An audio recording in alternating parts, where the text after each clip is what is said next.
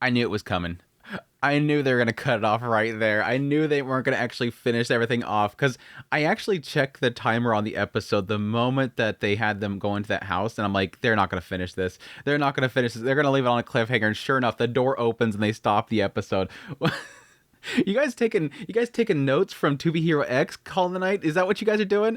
What a bad stopping point, but it's fine. I think I got pretty much enough to kind of chew on with this whole backstory. Yes, finding out that Naza seemingly knows Anko. I'm assuming that's Anko. Different name, but I'm assuming it's gonna be Anko. Because if we go back to, I don't know, was it third episode of the season? They had that whole little scene where Anko was recalling her past and she was, sitting over somebody, and that was the same girl. It was literally the same girl. So I don't know if that person that she's sitting over is her father. Again, it looks like something is kind of like ashes are coming up from the body. So it could be the vampire that may have been involved with the father that may have killed her family. I don't know. I don't think it's going to be Naza. I don't think the death of her parents is going to be Naza. I think that's too easy and a little bit too conflicting with her character. I think it's going to be somebody else got involved with her father and it led to her family getting killed. She says a vampire caused it. Now, it could be Naza herself blaming herself for what happened, but we'll see. We'll see. But that was a crazy little kind of reveal there, and I do really get a kick out of getting into Naza's past and like how her personality was really during that entire time was definitely different. But yes, let's get in the episode. Let's talk about that opening sequence. Casual kiss. It's like, we're not going to talk about this. We have like this whole scene where right where we left off in the previous episode, they're in front of the school and he's like, why are we here? You used to go here? I don't know. Do you know somebody here? I don't really know. Okay, so you don't know what happened 10 years ago? And they start bickering at each other like crazy and then suddenly just kisses him. Naza just plants a casual kiss right on his lips. And they're like, let's go. Wait, no, we're not going to talk about that. We're not going to talk about that kiss. It was crazy. I love how casually they just landed that. And it seemed like it phased Co's for like a brief moment, but then they just like, carry on. Let's go check out these classrooms. Oh, check it out. Look, there's Nico. She's teaching the class. It's like, no, we're not going to address this kiss. It was crazy. But yeah, going to the school and again, meeting Nico in there, she's teaching class, saying like some really profound stuff. And then she completely freezes the moment that she sees them. Oh no, she froze. But yes, talking to Nico on the side, we're totally not here to make fun of the fact that you're, making these big grandiose speeches or anything like that. But no, Naza revealing to Nico that she is born vampire. And Nico's like, well, that's crazy. I need to know more about that. So you're going to have classes with me. just rows him into class. We're doing the whole, like, searching into our past thing. You're coming to class. But that's where we have Naza seemingly having her at least second time introducing herself in front of a class and not doing very well, stammering over herself before almost revealing that she's a vampire before she gets cut off. And then Ko standing up. This was actually very interesting. Ko standing up and just lands a speech.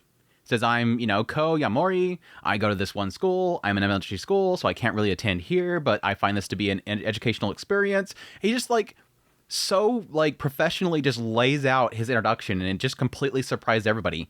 It creeps Naza out. It creeps Naza out, but that doesn't matter. What's surprising about this, when Naza asks him, is this how you normally are at school? Because again, he's not going to school. And there's seemingly something that happened at school that's causing it. And here, again, in front of a classroom, he seems very casual. It seems odd that he's very, very comfortable being in front of all these individuals. So it was interesting to kind of see this is how he is. And she asks him, is this how you normally are? And he's like, yeah, pretty much. She's like, yikes, because again, it just seems like it's just not a kid. Not a kid in front of a bunch of other kids. It seems too professional. It doesn't seem as casual as a kid would be. It seems awkward. But still, it shows that he's comfortable, which is very, very interesting. But anyways, that aside, yes, he gets trapped by a bunch of people because he's super popular. That makes Naza jealous. She goes off and talks to Nico afterwards while he's kind of caught and kind of expressed that she's jealous because he's a human and she's a vampire and he gets more attention. She's like, you don't usually used to be like that. But no, that's when we bring up Meiro, Kyoko Meiro, which apparently was somebody that had a crush on Naza back in the day, and apparently was the first person that Naza was actually considering turning. And from Ko's perspective, he finds a journal, so it eventually leads to, yes, Ko confronting Naza and saying, yeah, I learned about this Meiro person that knew you, and I'd kind of like to learn it from you. And she's like, yep, I wasn't really planning on telling you, but here we go.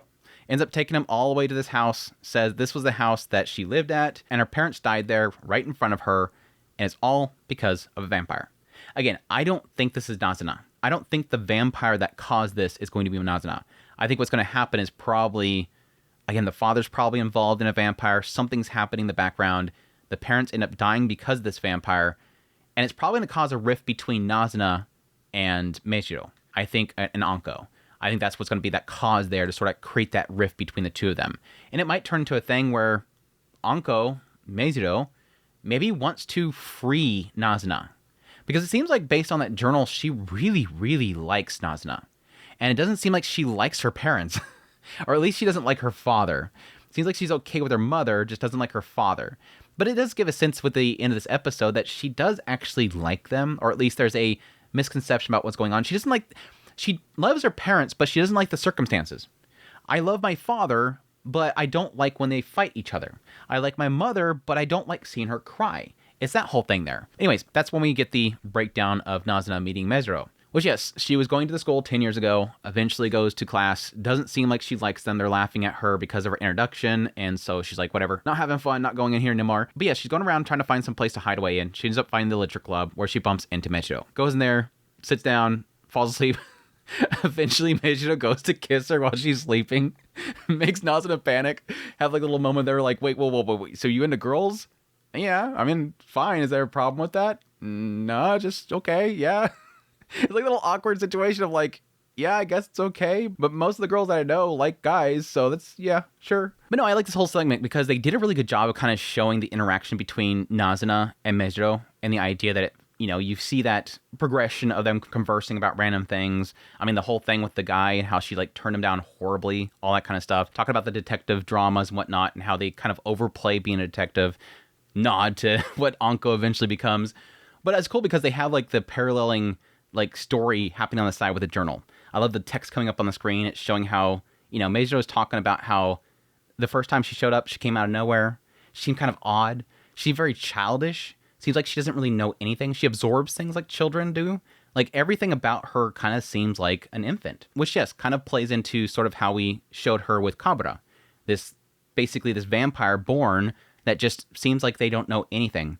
They're completely new to the world itself. Even though she looks like she's old, she's not old. She's very, very young in mind.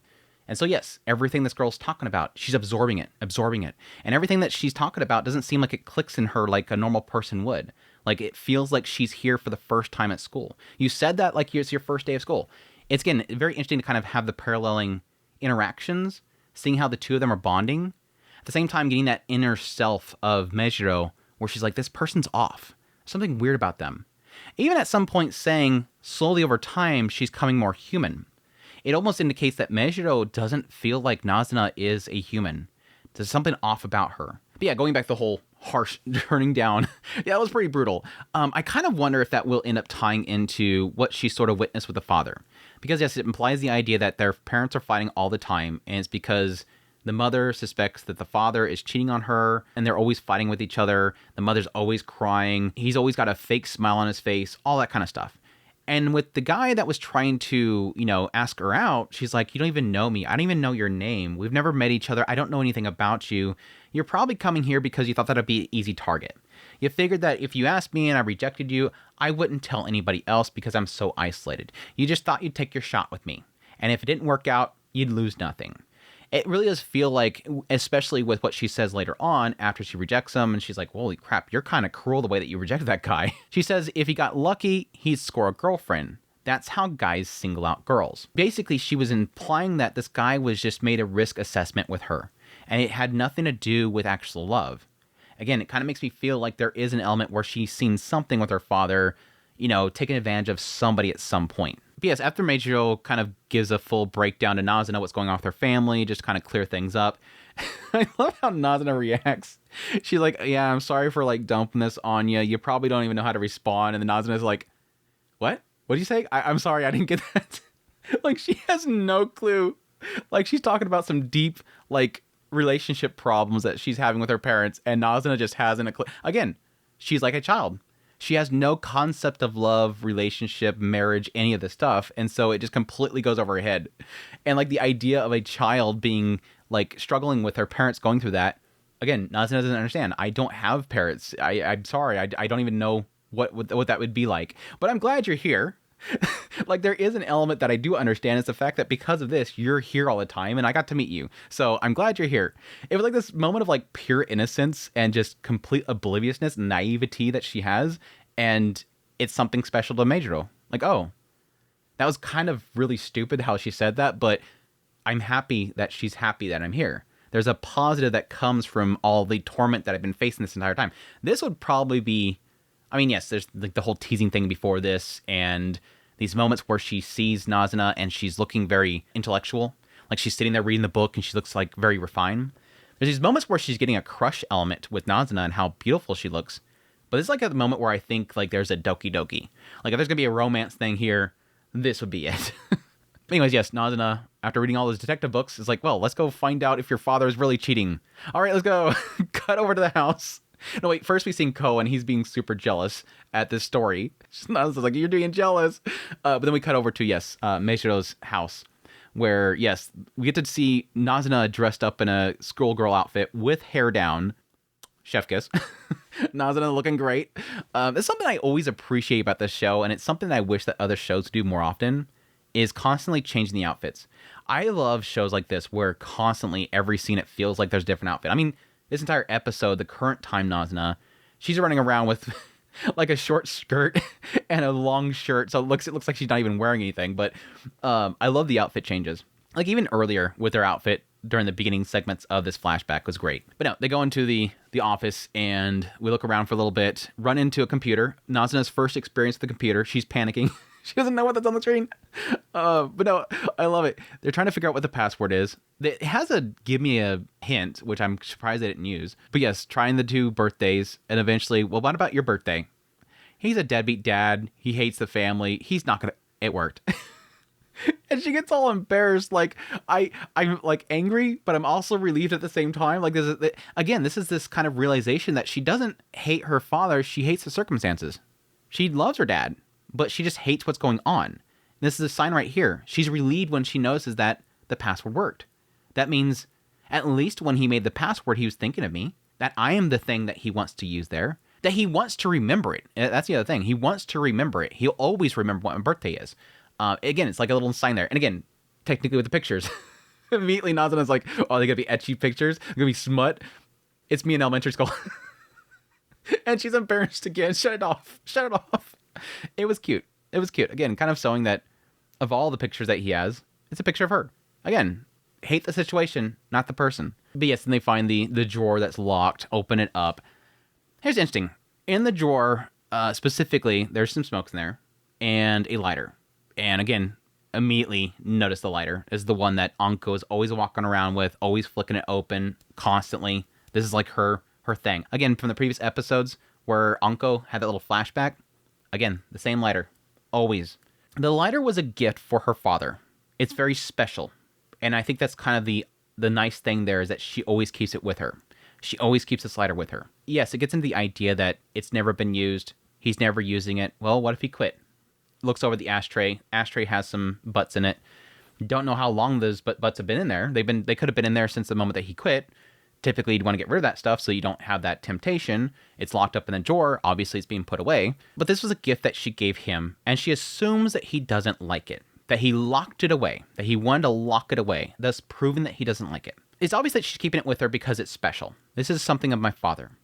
With the loss of her parents, the assumption there is that she always wants to keep it with her as a reminder. But I'm also curious about 2 different routes they can go with here. The first one being, is she keeping it with her because her father is still technically alive, but is a vampire?